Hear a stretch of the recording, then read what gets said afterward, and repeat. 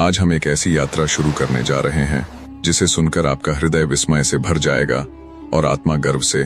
यह कोई सामान्य कथा नहीं, यह सनातन धर्म का वह अनंत प्रकाश है जिसने करोड़ों वर्षों से इस ब्रह्मांड की धड़कनों को दिशा दी है। आज हम उस कथा को समझेंगे जिसकी जड़ें समय की सीमाओं से परे हैं, जिसका आरंभ सृष्टि के प्रथम कंपन से होता है, जब न दिन था, न रात, न आकाश था, न पृथ्वी, केवल एक गहन मौन था जिसमें नारायण की दिव्य चेतना शांति से विद्यमान थी। और फिर एक क्षण ऐसा आया जब वह शांत चेतना धड़कने लगी। जिस स्पंदन से ब्रह्मांड की पहली तरंग जन्मी, वही तरंग आगे चलकर बनी क्षीर सागर और उन्हीं के मध्य प्रकट हुए 4 मुखों वाले ब्रह्मा, जिन्होंने पहली बार कहा सृष्टि प्रारंभ हो। लेकिन यह तो बस शुरुआत है। हम इस श्रृंखला में आपको केवल पुराण नहीं बताएंगे, बल्कि वह रहस्य खोलेंगे जो युगों युगों से छुपे है, वह घटनाएं जिन पर लोग आज भी विश्वास नहीं कर पाते, और वे सत्य जिनकी गहराई अकल्पनीय है।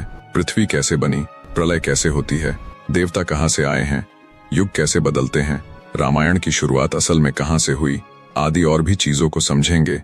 यह सिर्फ रामायण नहीं, यह संपूर्ण सनातन धर्म की वैज्ञानिक, आध्यात्मिक और ऐतिहासिक गाथा है। एक ऐसा सफर जो आपको समय के आर पार ले जाएगा, जहां हर दृश्य सत्य है, हर शब्द प्रमाणित और हर रहस्य आपको भीतर तक हिला देगा।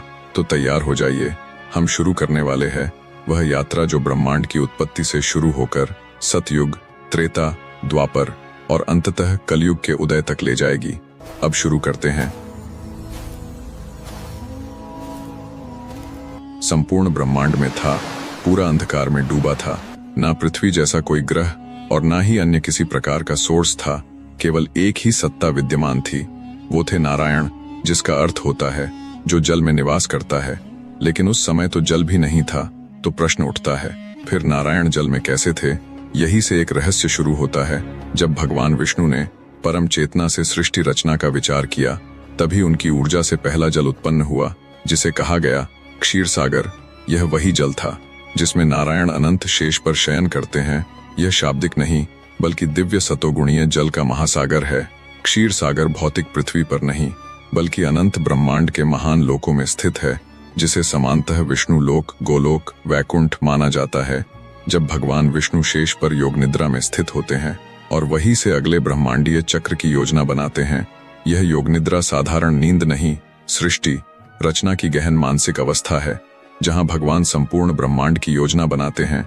जब दिव्य समय पूरा हुआ, विष्णु भगवान की नाभि से एक चमकदार ऊर्जा तरंग निकली। आगे की कहानी अगले भाग में देखेंगे।